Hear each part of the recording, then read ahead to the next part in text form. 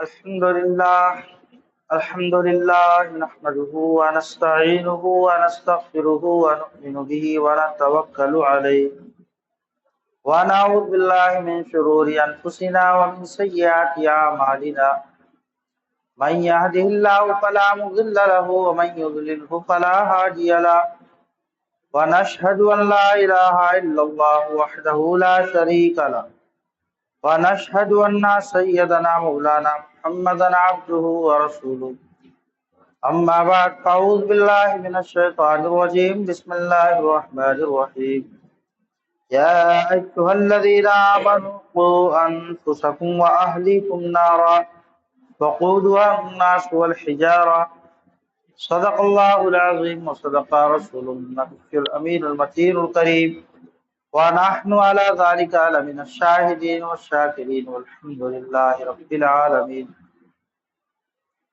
گزشتہ یہ بتلایا گیا تھا کہ اللہ تعالیٰ نے رمضان کو کیوں فرض کیا ہے، اس کا مقصد کیا ہے رمضان کے روزے کا۔ یہ بتلایا کہ رمضان کے روزے کا مقصد یہ ہے کہ انسان کی زندگی میں تقویٰ آ جائے۔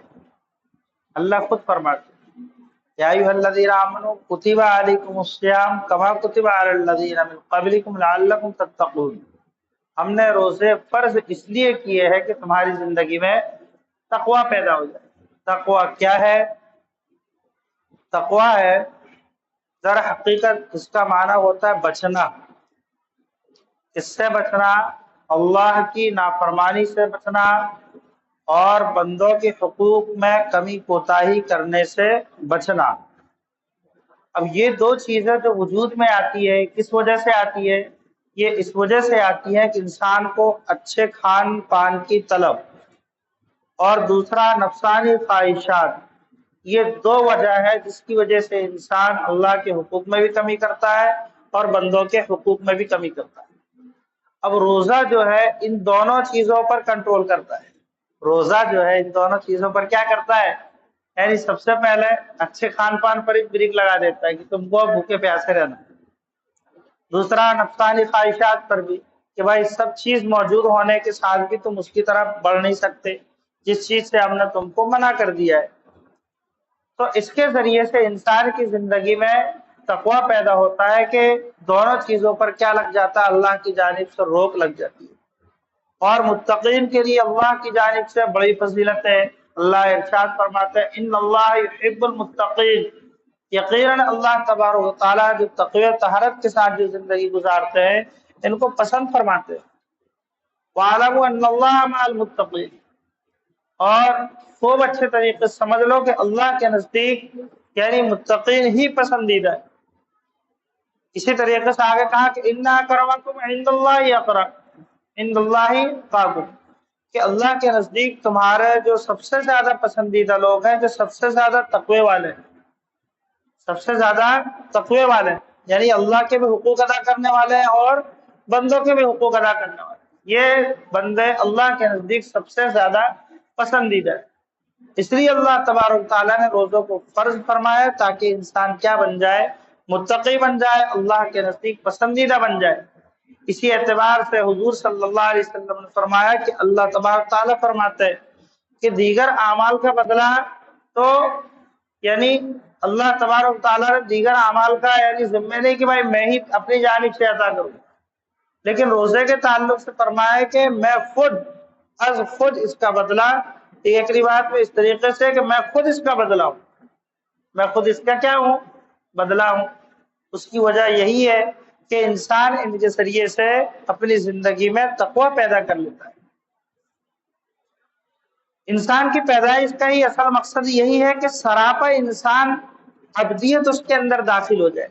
انسان کو بولتے ہیں عبد، عبداللہ، غلام، اس کا غلام، اللہ کا غلام، تو غلامیت اس کے اندر داخل ہو جائے۔ تمام عبادت کا یہی مقصد ہے، تمام عبادت کا یہی مقصد ہے۔ تو اسی لیے اللہ تبارک تعالیٰ نے رمضان کے روزوں کو فرض کیا تھا تاکہ تمہاری زندگی میں تقویٰ پیدا ہو جائے۔ اب جس چیزوں سے انسان بچا ہے اس کی ذمہ داری یہ ہے کہ اسی طریقے سے 11 مہینے ہم اسی طریقے پر کیا کریں؟ گزاریں۔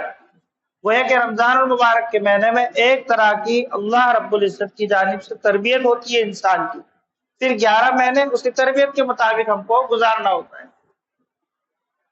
اب آگے ابھی جو آیت تلاوت کی گئی، اللہ تبارک تعالیٰ فرماتا ہے کہ اے ایمان والو، تم خود بھی اور اپنے گھر والوں کو بھی جہنم کی آگ سے بچاؤ، جس کا ایندھن انسان اور پتھر ہے، جس کا ایندھن انسان اور پتھر ہے۔ ہم کو، ہر انسان کو اپنے اپنے اعتبار سے اللہ تبارک تعالیٰ نے ایک ذمہ داری عطا کی۔ اس طریقے سے بچے جو ہوتے ہیں ایک معمار کی حیثیت ہوتے ہیں، ان کی تربیت کرنا ہر والدین کے ذمہ یہ فرض ہے۔ دیگر چیزوں جس طریقے سے ہم یعنی فرض کو سمجھتے ہیں کہ بھائی نماز ہے، روزہ ہے، حج ہے، زکوٰۃ ہے، اسی طریقے سے بچوں کی تربیت کرنا دینی اعتبار سے یہ بھی ہمارے ذمہ کیا ہے؟ فرض ہے۔ کیونکہ بچوں ہی کے ذریعے سے اگر ہم نے ان کی صحیح تربیت کی تو اس کا مطلب یہ ہے کہ ہم نے ایک مضبوط معاشرہ اور ایک مضبوط قوم، ایک مضبوط لوگ اور مضبوط افراد کو ہم نے تیار کر سکتے۔ کیونکہ پودا جو ہوتا ہے اگر صحیح پودا ہے تو مستقبل میں اچھا تناور درخت وہی بنے گا۔ اب بڑا ہونے کے بعد، موٹا ہونے کے بعد اب ہم اس کو اگر سیدھا کرنا چاہے تو کر سکتے ہیں، اس کو نہیں کر سکتے، سیدھا ٹوٹ جائے گا مگر وہ سیدھا نہیں ہوگا۔ اس لیے کہا کہ بچپن کا النقوش کل حجر، یعنی لکھا ہوا ایسا ہے بچوں کی دل پر، بچوں کی تختی پر، کہ جس طریقے سے پتھر پر جو لکیر ہوتی ہے، پتھر پر جو لکھا جاتا ہے، یہ لکھا ہوا ایسا ہے کہ انسان کتنا بھی مٹانا چاہے وہ نہیں مٹتا ہے۔ لیکن اگر وہی چیز پانی پر لکھے تو لکھا ہوا رہتا ہے۔ تاکہ بڑے ہونے کے بعد لکھنا ایسا ہے اور تربیت کرنا ایسا ہے جیسے کہ پانی پر لکھنا ہے۔ پانی پر کیا کرنا ہے؟ لکھنا ہے۔ اور بچپن میں تربیت کرنا اور سکھانا ایسا ہے جیسے کہ پتھر پر نقوش کرنا، پتھر پر لکھنا۔ حضرت لقمان علیہ السلام ان کے نام سے ایک سورت ہی نازل ہوئی۔ اب انہوں نے یعنی اللہ تبارک و تعالیٰ نے لقمان جو ہے حضرت ایوب علیہ السلام کی بہن کے بیٹے، ایک روایت کے مطابق، یا حضرت ابراہیم علیہ السلام کی نسل میں سے۔ بہرحال اللہ نے دو چیزیں ان کو عطا فرمائی تھی، نبوت اور حکمت۔ انہوں نے کس کو اختیار کیا؟ حکمت کو اختیار کیا۔ اس کو اختیار کیا؟ حکمت کو اختیار کیا۔ انہوں نے، حالانکہ یہ بھی نبی ہے، ان کے والد بھی نبی، ان کے دادا بھی نبی، ادھر بیٹا بھی نبی، پوتا بھی نبی، اس کے باوجود بھی بچوں کی سب سے زیادہ فکر ان کے اندر موجود تھی۔ اس کا تذکرہ پہلا پارے کے اندر میں بھی موجود ہے، یعنی اپنے بچوں کو بلا کر نصیحت وصیت فرمائی، اور یہاں کچھ اور مزید چیزوں کی نصیحت فرمائی۔ وَإِذْ قَالَ لُقْمَانُ لِابْنِهِ يَا بُنَيَّ لَا تُشْرِكْ بِاللَّهِ، یعنی بچوں کو بلا کر کہا کہ اے میرے بیٹو، میں تم کو اس چیز کی نصیحت کرتا ہوں کہ کبھی بھی اللہ کے ساتھ شرک نہیں کرنا۔ کیا نہیں کرنا؟ ابھی حضرت لقمان اپنے بیٹوں کیا کر رہے ہیں سمجھا۔ دوسرا کہا کہ والدین کی ہرگز نافرمانی نہیں کرنا، ان کی تکلیف کا آگے تذکرہ ہے، والدین کی نافرمانی ہرگز نہیں کرنا۔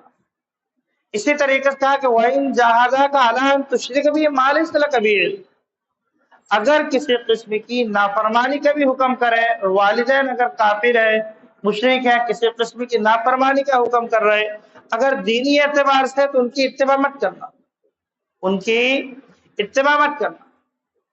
اور وَصَاحِبْهُمَا فِي الدُّنْيَا، دنیاوی اعتبار سے جو آپ ان کے ساتھ بھلائی کا معاملہ کر سکتے ہو ان کے ساتھ بھلائی کا معاملہ کر سکتے۔ وَاتَّبِعْ سَبِيلَ مَنْ أَنَابَ إِلَيْكَ، اور ان لوگوں کے راستے کو اختیار کرنا جو میری طرف رجوع ہوتے ہیں، یعنی اہدنا الصراط المستقیم پر جو کام کریں۔ آگے فرمایا کہ یا بنی انہا ان تک مثقال حبۃ من خردل فتکن فی صخرۃ او فی السماوات او فی الارض یاتی بها اللہ ان اللہ لطیف خبیر۔ اے میرے بیٹو، اس چیز کو یاد رکھنا، اگر تم دنیا میں کسی پتھر کے نیچے یا آسمان پر یا زمین پر یا کسی بھی جگہ اگر کوئی بھی عمل ایسا نافرمانی والا اگر ہوگا، اللہ تبارک و تعالیٰ یاتی بھی اللہ ان اللہ لطیف خبیر، اللہ اس کو سامنے لے کر آئیں گے۔ کیوں؟ جو بہت باریک بھی ہے، ہر چیز کی اچھے طریقے سے اللہ تبارک و تعالیٰ خبر رکھنے والے ہیں، آپ ان کی پکڑ سے نہیں بچ سکتے۔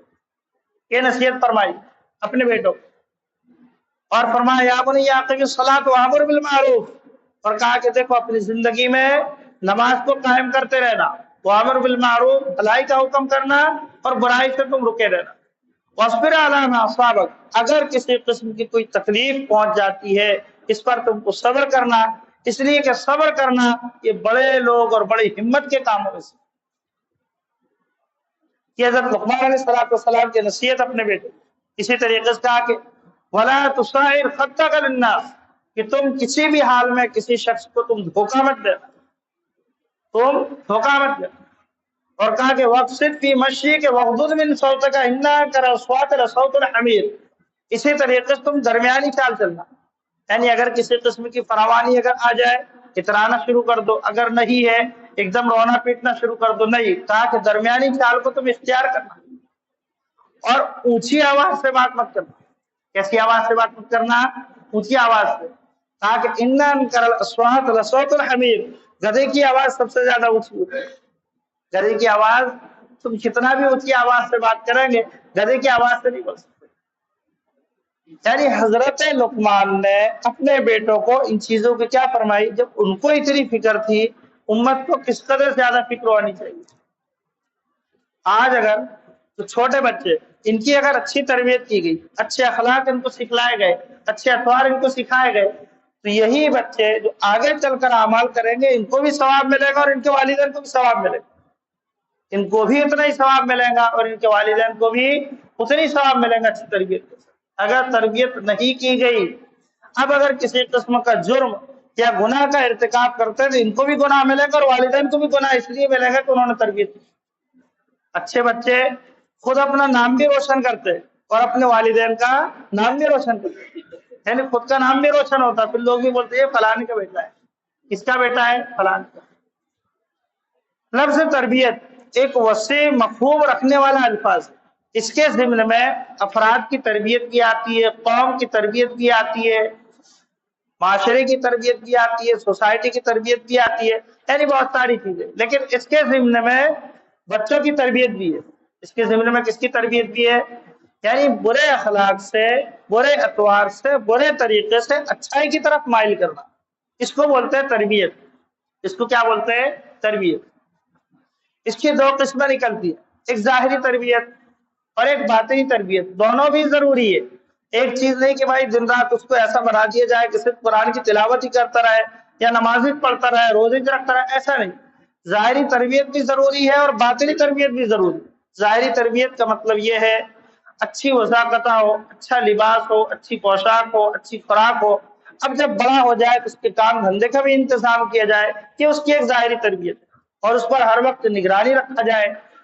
اور باطنی تربیت کیا ہے کہ اس کو سب سے پہلے ایک بنیادی اور اچھے عقائد اس کو سکھلایا جائے، عقائد کی درستگی، یہ سب سے اہم اور بنیادی چیز ہے۔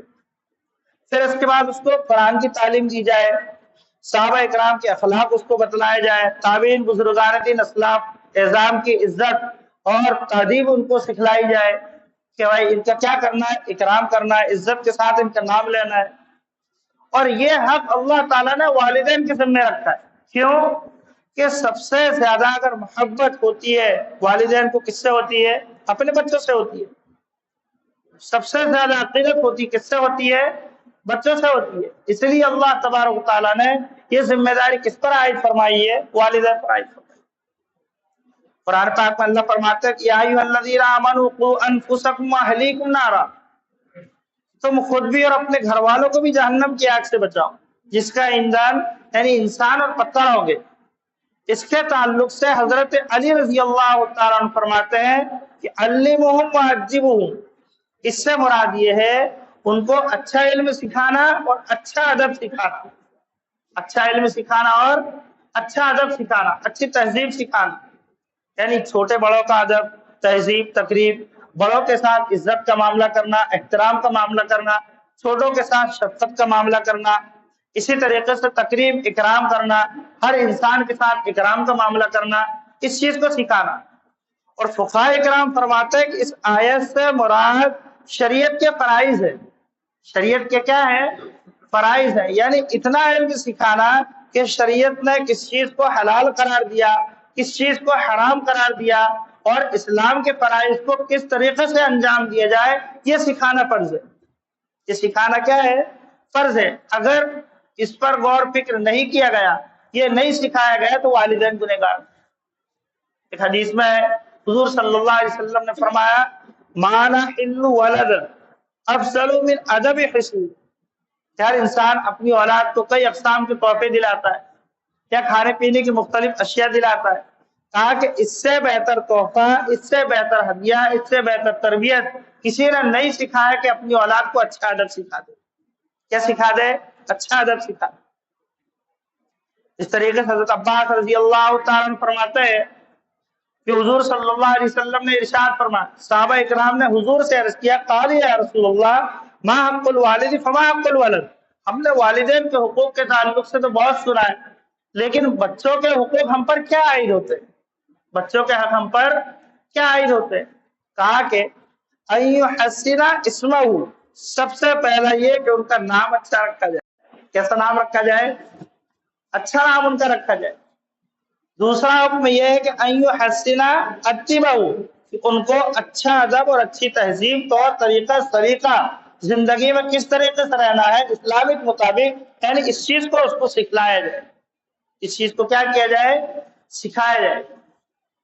کل قیامت کے دن حضرت عمر فاروق رضی اللہ تعالیٰ فرماتے ہیں کہ کوئی والدین اس تعلق سے عذر نہیں کر سکتے کہ ہم کو اس کے بارے میں معلوم نہیں، یعنی علم کا نہ ہونا یا معلوم نہیں ہونا کل قیامت کے دن یہ عذر نہیں ہے کہ انسان اس کے ذریعے سے کیا کر سکتا ہے؟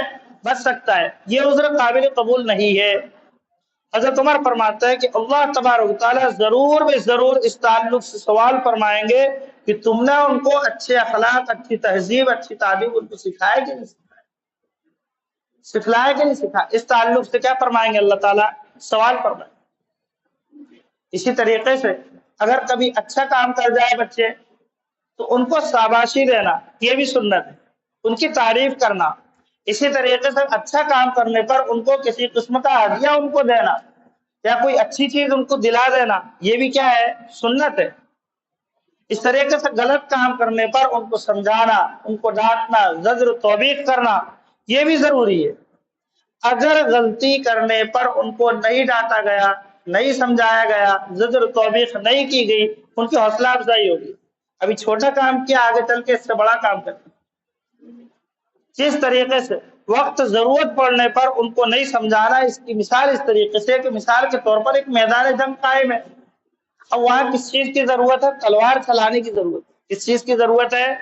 تلوار کی ضرورت ہے، دشمن ہے سامنے۔ اب اگر ایسے موقع پر آدمی تلوار سائڈ میں رکھ دے اور سخاوت کرنا شروع کر دے، کیا کرنا شروع کر دے؟ سخاوت۔ یہ سخاوت فائدے کی چیز ہے، نقصان کی چیز ہے؟ یعنی میدان کارزار، یعنی جنگ کا مقابلہ ہو رہا ہے، آدمی وہاں پر سخاوت کرے، یہ تو نقصان ہے، پتہ کہاں حاصل ہونے والی ہے؟ تاکہ اسی طریقے سے اس سے کہیں زیادہ نقصان جب بچے کی تربیت کے لیے، اصلاح کے لیے ان کو سمجھانا، ڈانٹنا، وقت آنے پر ان کو یعنی مارنا، مارنے سے مراد اتنا نہیں کہ بالکل ایک دم غصہ آ گیا اس کے ہاتھ پیر ٹوٹ ڈالنا ہے، سر پھوڑ دینا، ایسا نہیں ہے۔ اس کی ایک حد مقرر کی ہے شریعت، اس کی کیا مقرر کی ہے؟ حد مقرر کی ہے۔ اس کے اندر رہ کر ان کی تربیت کرنا۔ کہا کہ اگر جس وقت ان کی تربیت کی ضرورت ہو اور اس وقت ان کی تربیت نہیں کی گئی اور ان کو نہیں سمجھایا گیا، جس طریقے سے یعنی جنگ کے موقع پر تلوار کی ضرورت تھی، آدمی نے سخاوت کیا، اتنا نقصان وہاں ہے، اس سے کئی گنا زیادہ نقصان یہاں، اس سے کئی گنا زیادہ نقصان یہاں ہے۔ خلاصہ کلام یہ ہے کہ اللہ تبارک و تعالیٰ نے والدین کے ذمے یہ لازم قرار دے دیا ہے کہ اپنی اولاد کو باطنی تربیت کرنا اور ظاہری تربیت کرنا، دونوں تربیت کرنا یہ لازم اور ضروری ہے۔ اللہ تعالیٰ ہم سب کو عمل کی توفیق عطا فرمائے۔